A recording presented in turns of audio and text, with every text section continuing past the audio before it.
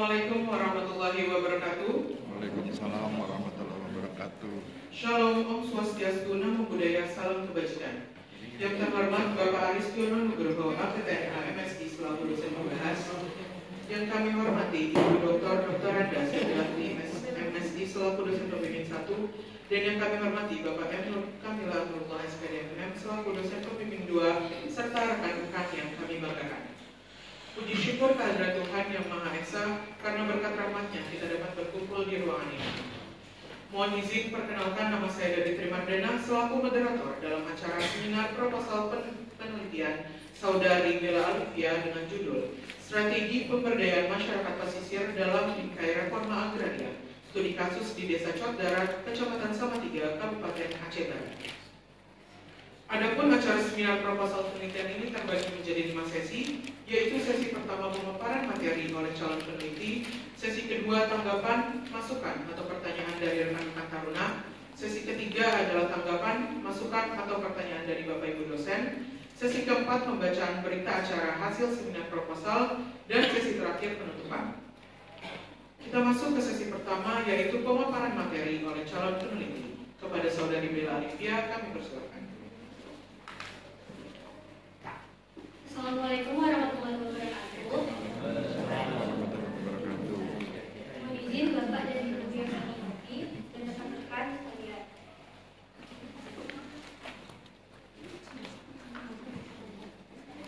Pada hari ini saya akan memaparkan hasil seminar proposal saya yang berjudul Strategi Pemberdayaan Masyarakat Pesisir dalam Bingkai Reforma Agraria, studi kasus di Desa Cot Darat, Kecamatan Salatiga, Kabupaten Aceh Barat.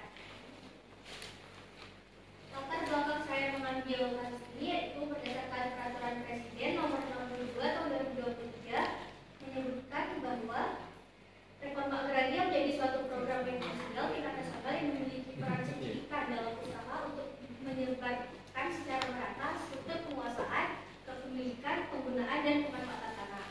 Reforma agraria ini tujuannya untuk mengurangi ketimpangan penguasaan dan pemilikan tanah, mewujudkan sumber-sumber kemakmuran kesejahteraan masyarakat yang berbasis agraria, melahirkan lapangan kerja agar dapat mengurangi kemiskinan, memajukan akses masyarakat kepada sumber ekonomi, mengawasi ketahanan dan kedaulatan pangan, membenahi dan mengawasi kualitas lingkungan hidup, serta menuntaskan konflik agraria.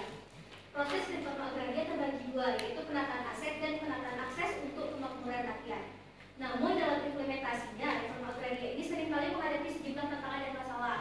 Di antara sejumlah tantangan dan masalah yang dihadapi itu, misalnya lambatnya sertifikasi tanah, konflik hak pemilikan lahan, kurangnya dukungan infrastruktur, dan kurangnya pemberdayaan masyarakat.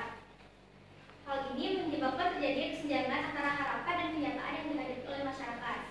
Oleh karena itu, perlunya dilakukan penelitian mendalam untuk mengetahui strategi penetapan penataan akses reforma agraria serta permasalahan dan tantangan yang dihadapi. Rumusan masalah: 1. Strategi pemberdayaan masyarakat pesisir dalam bingkai reforma agraria di Desa Cot Darat, Kecamatan Salatiga. 2. Kendala dan solusi yang tersedia untuk mendukung penerapan strategi di Desa Cot Darat. 3. Dampak pemberdayaan masyarakat pesisir dalam bingkai reforma agraria terhadap kesejahteraan masyarakat. Untuk penelitian terdahulu saya mengambil dari video referensi penelitian terdahulu.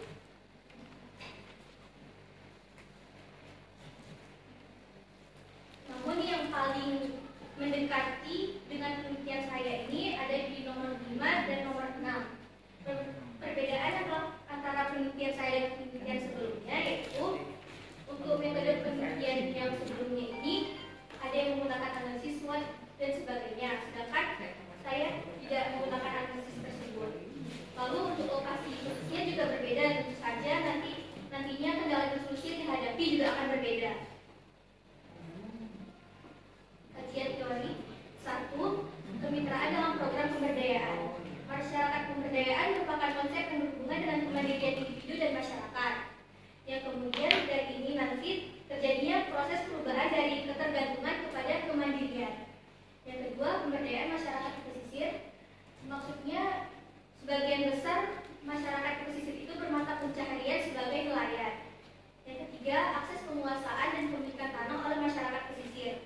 Berdasarkan peraturan pemerintah mengganti Undang-Undang Nomor 2 Tahun 2022 tentang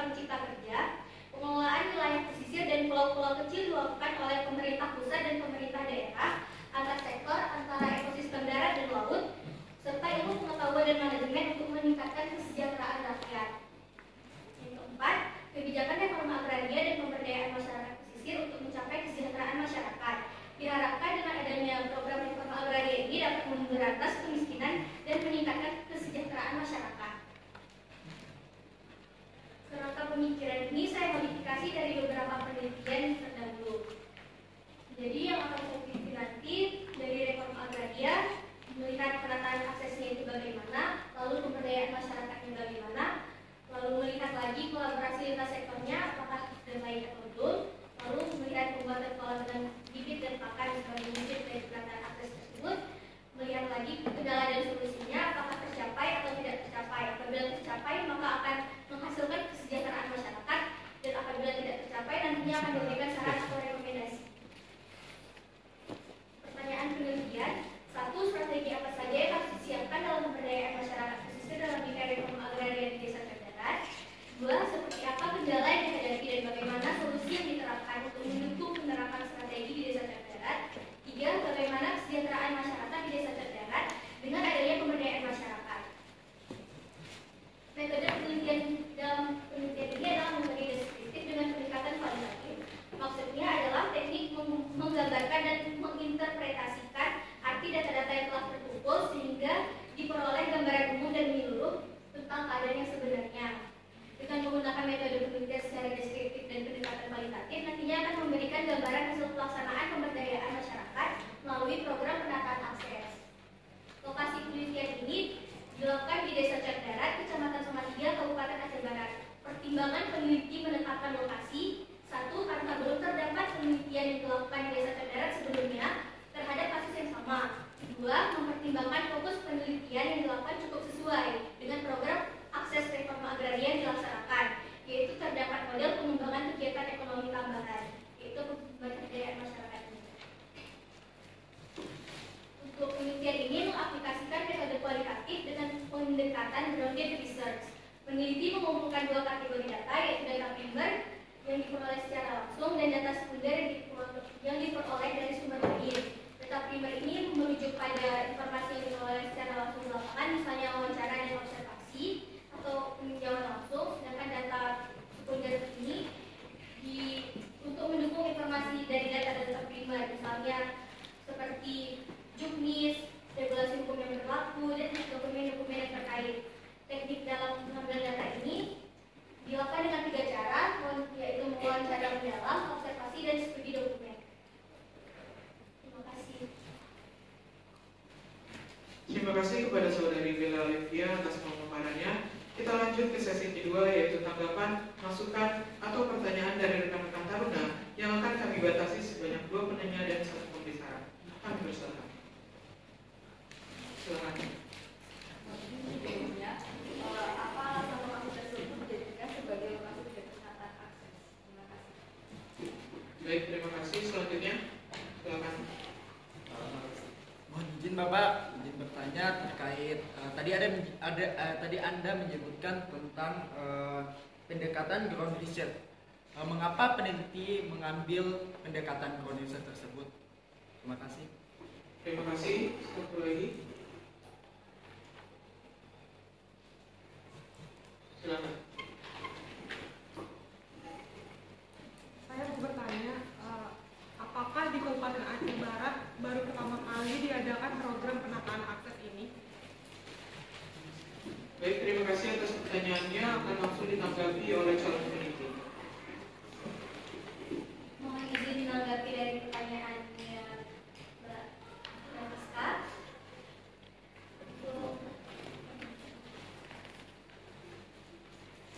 Mengapa alasan ditetapkannya desa ini dalam proses pelaksanaan reforma agraria adalah karena sebagian besar tanah di desa ini telah disertifikatkan. Disertifikatnya itu ketika tahun 2006 atau 2007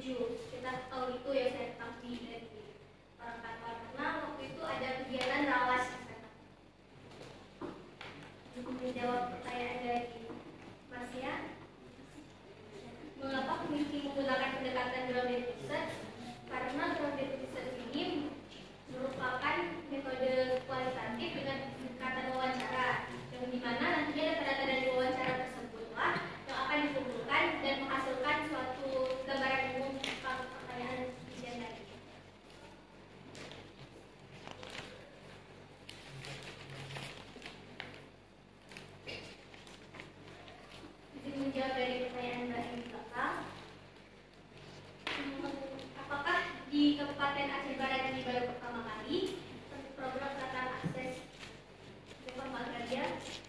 Jawabannya ini adalah tahun kedua, karena pada tahun sebelumnya telah diadakan juga program penataan akses di sana dalam bentuk pemberian bibit bawang merah. Terima kasih atas tanggapannya. Calon peneliti selanjutnya adalah sesi tanggapan, masukan atau pertanyaan dari Bapak Ibu dosen. Ada Bapak Ibu dosen yang bisa. Siapa duluan? Yang pertama dimulai dari Bapak Aristiono Nugroho, APTN MSI selaku dosen. Mas dulu. Saya pikir Bu Ati dulu.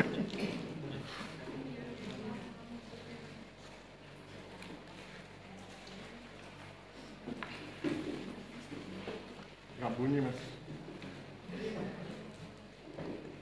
Kurang keras, volumenya ditambahin.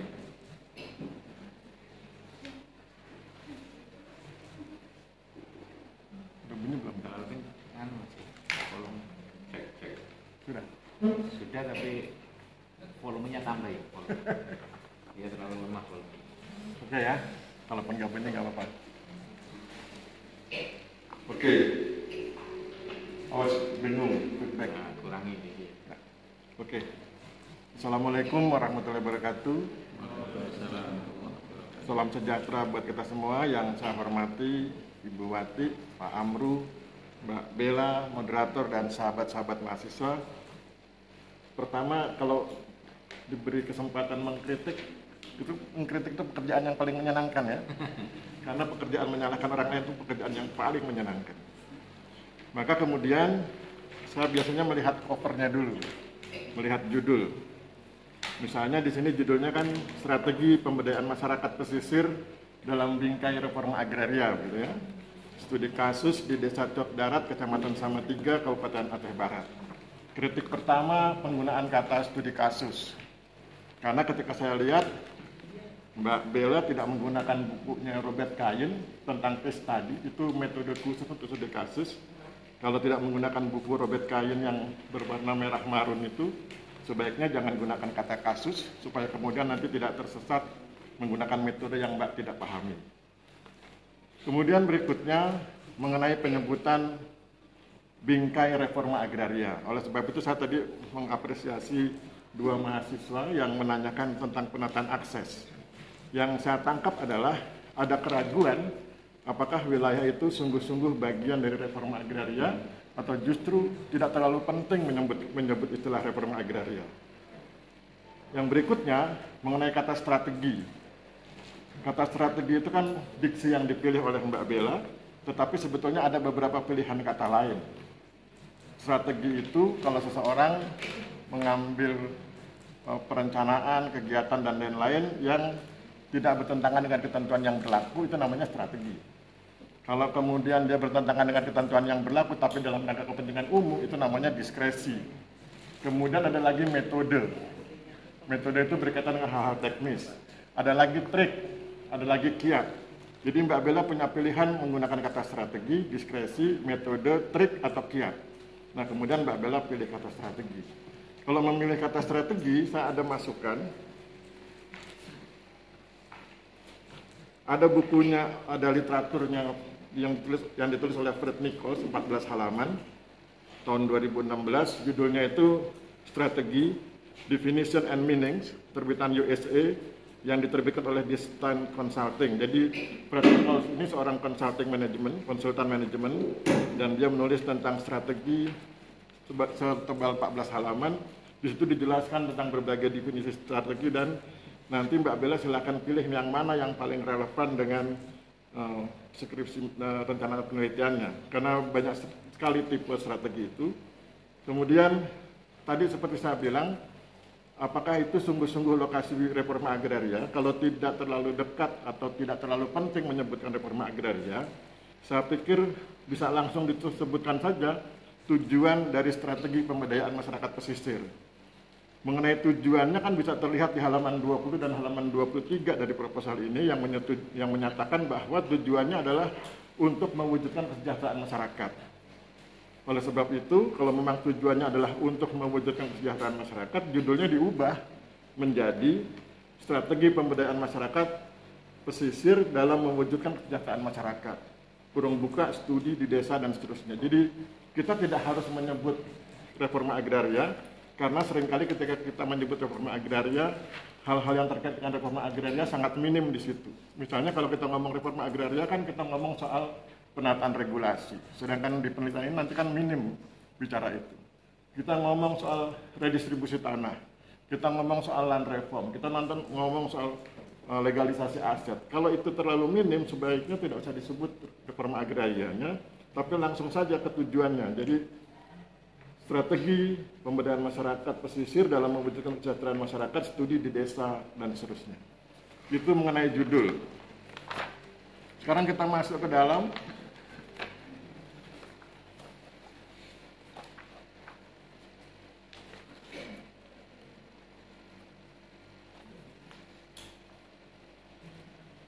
Masuk ke dalam, ini ada halaman 14 sampai dengan halaman 16. Ini bercerita tentang penelitian terdahulu, ada sekian banyak. Kemudian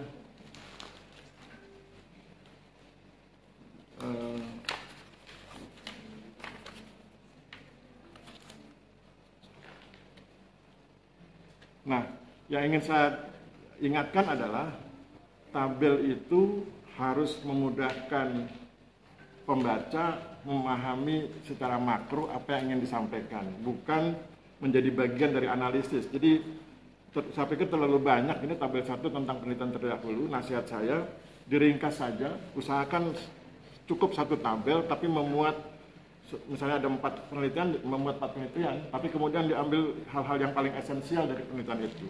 Tidak usah kemudian dikutip semuanya, misalnya ringkasan hasil nggak usah. Hal-hal yang sifatnya detail nanti dijelaskannya di deskripsi, bukan di tabel. Jadi tabel itu cukup harus memudahkan pembaca memahami secara makro, sedangkan detailnya di deskripsi. Kemudian kita masuk ke pemberdayaan masyarakat pesisir. Ketika bicara tentang pemberdayaan masyarakat pesisir, ini kan ditulis pemberdayaan masyarakat di pesisir, atau itu dua hal yang berbeda, Mbak? Pemberdayaan masyarakat di pesisir dengan pemberdayaan masyarakat pesisir itu dua hal yang berbeda. Kalau pemberdayaan masyarakat di pesisir itu berarti pemberdayaan masyarakat yang bertempat tinggal di pesisir, sedangkan pemberdayaan masyarakat pesisir berarti pemberdayaan masyarakat yang berciri masyarakat pesisir. Nah, kalau dia berciri masyarakat pesisir, maka kemudian harus dijelaskan ciri-cirinya dan apakah kemudian ciri-ciri itu nanti relevan dengan pencapaian masyarakat yang sejahtera itu tadi. Itu. Kemudian yang berikut,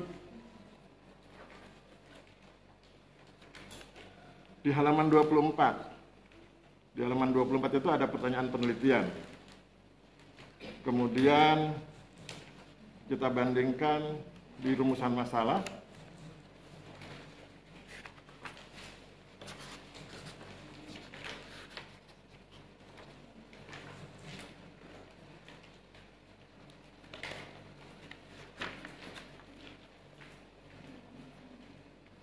Di rumusan masalah itu ada 3 pernyataan penting yang berkaitan dengan strategi, kendala, dan dampak. Tetapi kemudian di pertanyaan penelitian ada sekian banyak pertanyaan penelitian. Yang menarik adalah pertanyaan penelitian yang huruf C. Kenapa saya pikir itu menarik? Karena di pernyataan yang huruf C itu masuk unsur kuantitatifnya. Misalnya sejauh mana keterlibatan masyarakat dalam program pemberdayaan masyarakat di desa dan seterusnya. Kemudian sejauh mana kerjasama dan seterusnya. Sejauh mana itu indikasi penelitian kuantitatif. Sedangkan tadi kan di metodologi penelitian Mbak menggunakan yang kualitatif. Bila Mbak menggunakan kualitatif, maka kata sejauh mananya diganti bagaimana. Karena kalau sejauh mana nanti jawabannya terlibat sekian persen, 2 sekian persen. Tapi kalau bagaimana nanti sifatnya deskriptif. Jadi bagaimana itu dijelaskannya. Itu kemudian halaman 25. Halaman 25 mengenai metode penelitian. Ditulis format pendekatan penelitian kualitatif, metodenya deskriptif. Saya pikir keliru. Harusnya metode penelitian kualitatif, pendekatannya yang deskriptif. Karena sesungguhnya metode penelitian itu hanya ada dua, kualitatif dan kuantitatif. Jadi nanti teman-teman hukum itu bagian dari metode kualitatif, metode penelitian hukum itu bagian dari metode penelitian kualitatif, dan kemudian ada lagi yang mixed method, gabungan yang kualitatif dengan kuantitatif. Jadi formatnya adalah metode penelitiannya kualitatif, pendekatannya yang deskriptif. Kemudian kalau itu sudah bisa dipahami, kita lanjut ke halaman berikut, ke halaman 26. Karena di halaman depan Mbak nggak tegas itu tadi ya, karena Mbak gunakan metodenya keliru, maka kemudian di halaman 26 jadi rancu. Di halaman 26 itu ada jenis sumber dan teknik pengumpulan data. Penelitian ini mengaplikasikan metode kualitatif dengan pendekatan grounded research. Jadi penyebutan metode dan pendekatan hanya di bagian format penelitian. Sedangkan di jenis sumber dan teknik pengumpulan data, jangan lagi menyebut metode dan pendekatan. Langsung saja disebut jenis datanya apa, sumbernya dari mana, tekniknya apa. Jenis data misalnya, primer, sekunder, sumber, wawancara, observasi, dokumentasi. Teknik pengumpulan data, wawancara, dan seterusnya. Jadi nggak nyebut lagi metode kualitatif dengan pendekatan grounded research.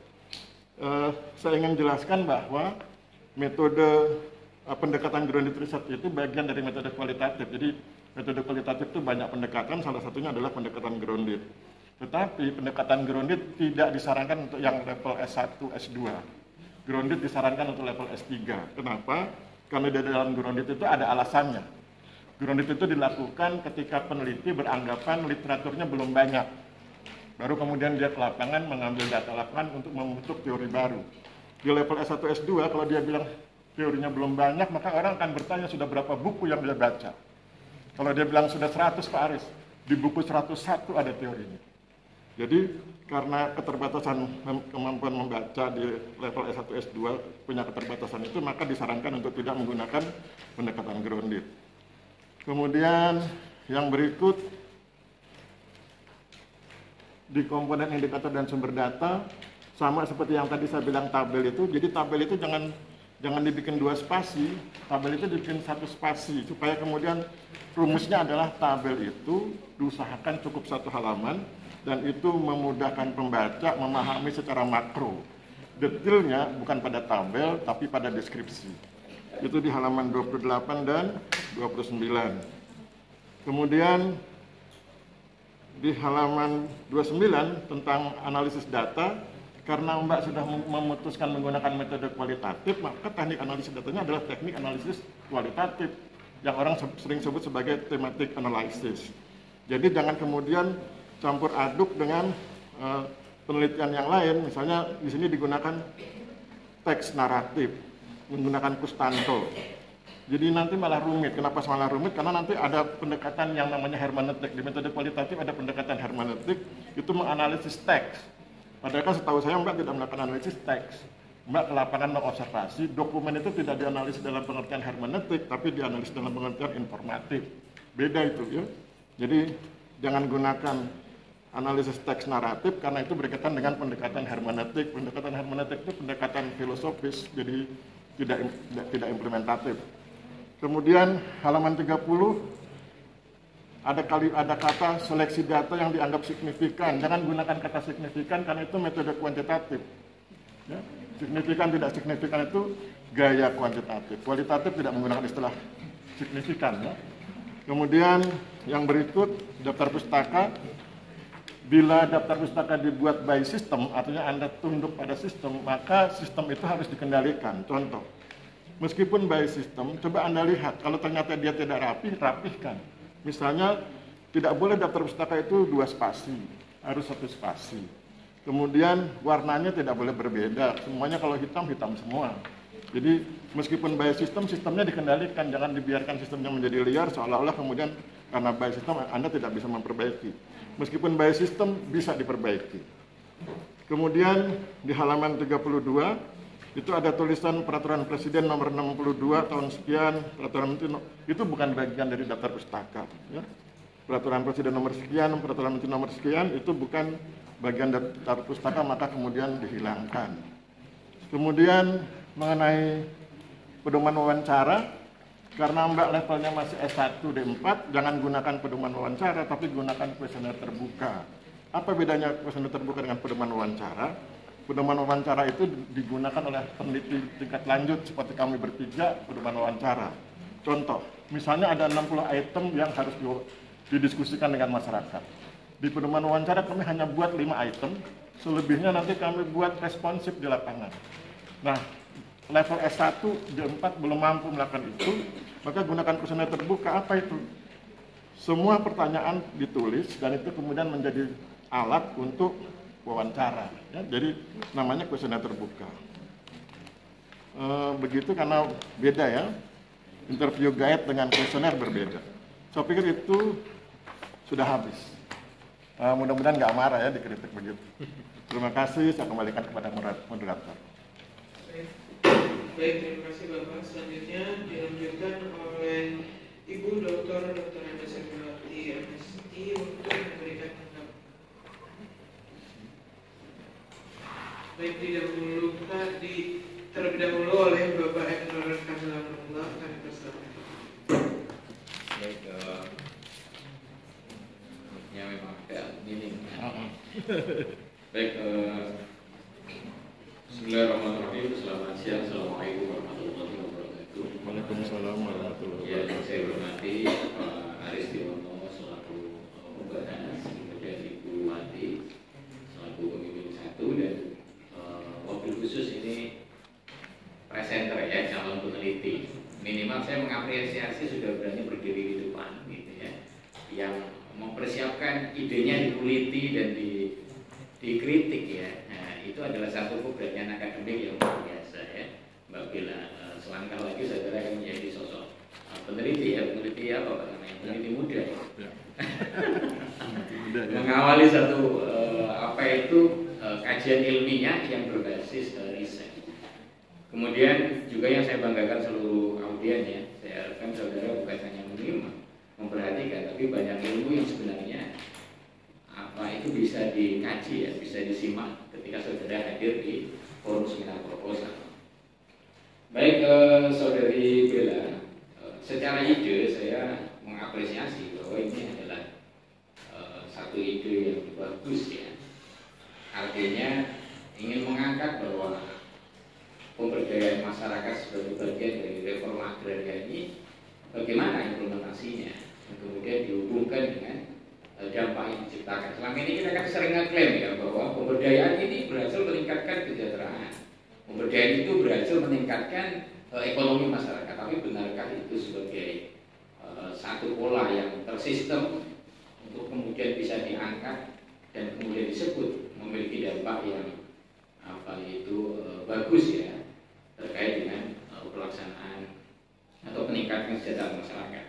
Jadi, tadi apa yang disampaikan Pak Ari, saya mengamini bahwa memang sarannya memang lebih baik menghilangkan kasusnya. Jadi cukup studi di desa saudara gitu ya.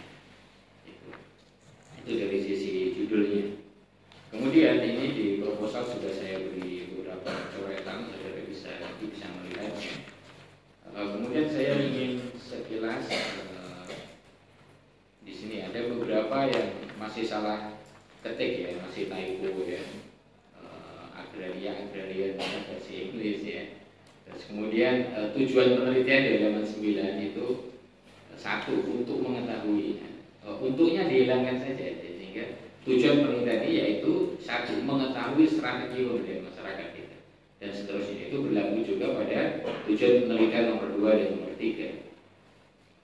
Kemudian beberapa typo tolong diperbaiki ya, calon peneliti. Kemudian saya masuk di dalam gap riset ya. Saudara memang menjelaskan beberapa riset terdahulu ya. Ada beberapa yang saudara narasikan baik secara paragraf ya, dan kemudian ditambah dengan tabel. Tapi saya tidak menemukan ada bahasan yang konklusif ya terkait dengan gap risetnya. Perbedaannya apa dengan riset saudara hari ini ya? Ya, itu mungkin bisa dipertegas menjadi salah paragraf penutup ya, ketika saudara menjelaskan beberapa penelitian terdahulu. Itu kalau saran Pak Aris tadi bisa disederhanakan, memang lebih baik disederhanakan di hasil penelitian itu ya kira-kira kalimatnya lebih simpel ya, sehingga tidak terlalu banyak dan kemudian cukup dengan apa itu simplifikasi kalimat itu, kemudian pembaca menjadi lebih jelas. Kemudian saya masuk di halaman 17 ya, di kerangka teori. Saudara di situ menyebutkan tentang Undang-Undang Republik Indonesia nomor 11 tahun 2020 tentang Cipta Kerja. Padahal kalau kita update, undang-undang ini sudah dicabut ya, dicabut dengan Perpu nomor 2 2022 tentang Cipta Kerja yang kemudian sudah ditetapkan dengan Undang-Undang nomor 6 tahun 2023. Nah ini tolong dikoreksi ya, ini sudah tidak lagi relevan. Saudara bisa menggunakan regulasi yang lebih baru. Itu ada di halaman 17.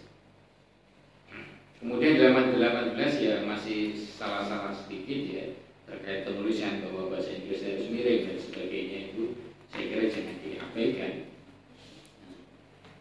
Kemudian di halaman 20 saudara mengulangi ya. Nah, kalau di halaman 20 saudara menyebut tentang Perpu nomor 2 2022, ini sudah benar, tetapi cukup ditambahkan ya, diganti bahwa itu sudah ditetapkan dengan Undang-Undang 6 2023.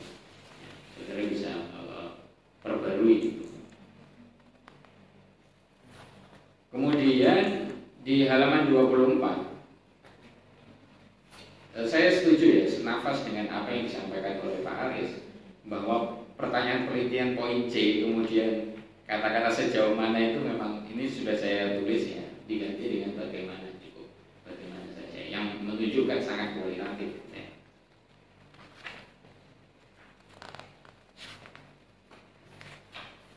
Kemudian komponen indikator dan sumber data memang benar dari penulisannya memang harusnya cukup satu spasi.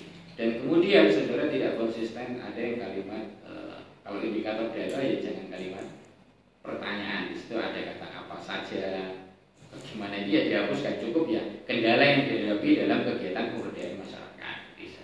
Sehingga kalimat-kalimat tanyanya ini dihilangkan termasuk tanda tanyanya. Itu sampai di halaman 29. Terus tadi dikaitkan dengan apa yang disebutkan oleh Pak Aris, tadi saudara menyebutkan bahwa penelitian ini akan menggunakan teknik wawancara, benar ya, wawancara, observasi dan dokumentasi, ya benar ya, itu ya. Tapi di dalam di lampirannya yang tadi dikritik Pak Aris tentang pedoman tadi ya, diluruskan menjadi kuesioner terbuka, mestinya juga dilampirkan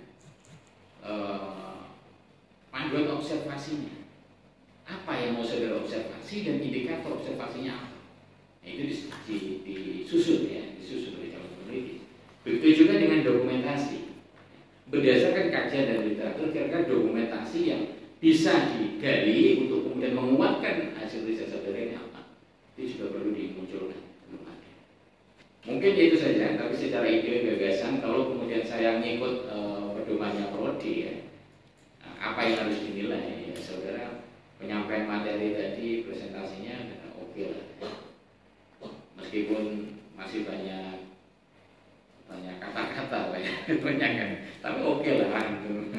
Kemudian penguasaan materi ketika saudara menjelaskan juga cukup bagus, tinggal saudara melengkapi dan menyempurnakan dari sisi metodologinya dan kemudian bahasa dan sistematika. Saya sudah bagus, tetap semangat ya terus bahwa ini adalah pintu masuk saudara menjadi seorang riset ya, seorang akademis ya, yang memiliki basic keilmuan di masyarakat nanti.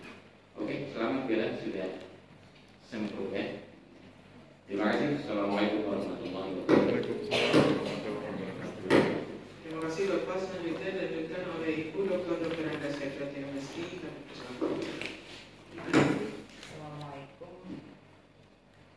Assalamualaikum warahmatullahi wabarakatuh. Waalaikumsalam warahmatullahi wabarakatuh. Saya apresiasi untuk Bella sudah maju ya, sudah berani tampil dengan penyampaian yang cukup baik, artinya sudah berani tampil dengan menyampaikan apa yang sudah tulis. Kemarin saya juga ada bilang sama Bella, kenapa kamu pakai istilah grounded kata grounded research ya, karena menurut saya itu terlalu berat sebetulnya. Nah, makanya saya sudah bilang nanti pasti ada yang tanya ya, jadi lebih baik tidak dengan kalau waktu saya penelitian, sehingga saya rasa itu nanti tidak perlu dibuat ya. Terus mengenai judul, saya setuju juga dengan Pak Aris sampaikan. Jadi kayaknya memang kita perlu meringkas dulu supaya kamu juga lebih mudah nantinya di dalam menyusun ataupun dalam turut penelitian nanti ya. Kalau kita lihat dalam bingkai reforma agraria, namanya terlalu bulat ya Pak Aris. Ya. Ya, jadi memang judulnya terlihat wah dengan bingkai reforma agraria, tapi nanti saya takut kamu di sana terlalu berat untuk penelitiannya. Ya, jadi lebih tepat memang tadi yang disampaikan Pak Aris itu adalah hal yang lebih baik. Kemudian mengenai pemberdayaan masyarakat pesisir, yang mau saya tanya, pemberdayaan masyarakat pesisir itu ciri masyarakat pesisir atau memang wilayah masyarakat yang berada pesisir? Kalau misalnya desa Cederan ini memang lokasinya di pesisir. Oh, berarti masyarakat di pesisir, bukan masyarakat pesisir ya? Iya. Karena memang betul Pak Aris, masyarakat pesisir itu adalah ciri masyarakat pesisir. Tapi kalau masyarakat di pesisir, berarti mereka melihatnya masyarakat yang tinggal di pesisir. Itu akan berbeda nantinya ya. Kita aja nanti ya diperbaiki lagi. Oke, mungkin dari saya hanya sedikit itu tadi yang saya tanyakan. Lainnya saya rasa sudah banyak dari temanmu, juga dari Pak Aris maupun Pak Amru, sehingga nanti kamu bisa perbaiki, sehingga nanti bisa langsung turun untuk menggunakan data ya. Kamu bisa perbaiki dalam waktu 1 minggu ya. Tapi ingat 1 minggu itu harus sebelum tepat 1 minggu harus ke Pak Aris, Pak Amru dan saya. Jadi begitu di-tag sekarang tanggal 26 Februari, 1 minggu kemudiannya tanggal berapa? Tanggal 4. Nah tanggal 4 itu harus sudah selesai semua. Jangan kemudian tanggal 4 baru datang ke Pak Aris, ke Pak Amru dan saya ya. Jadi tanggal 4 harus sudah selesai semua. Dan juga harus diingat, kamu juga harus mengurus untuk izin penelitiannya ya, supaya nanti kalau berangkat penelitian supaya ini sudah beres semua, izin penelitiannya belum selesai gitu ya.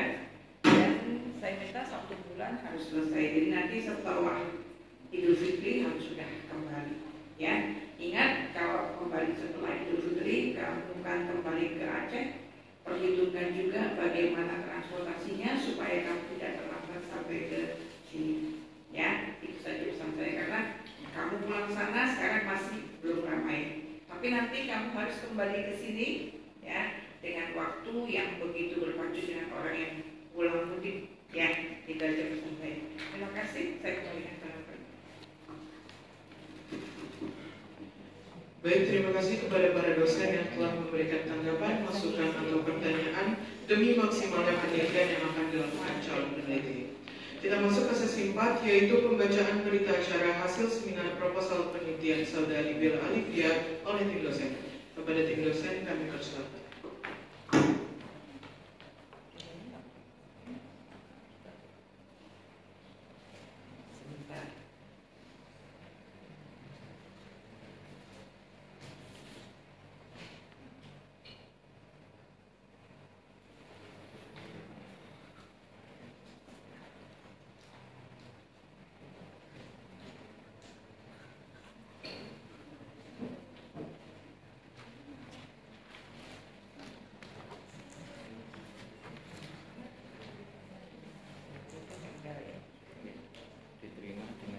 Oke, untuk Saudari Bella, seminar proposal pada hari ini diterima dengan perbedaan ya, tentu saja tadi waktunya diberikan 1 minggu mulai tanggal 26 sampai tanggal 4 Maret. Kemudian waktu penelitianmu 1 bulan ya, perkirakan sampai akhir kita lebaran tanggal 15 April, berarti 2 April harus kembali ya, itu ya. Terima kasih.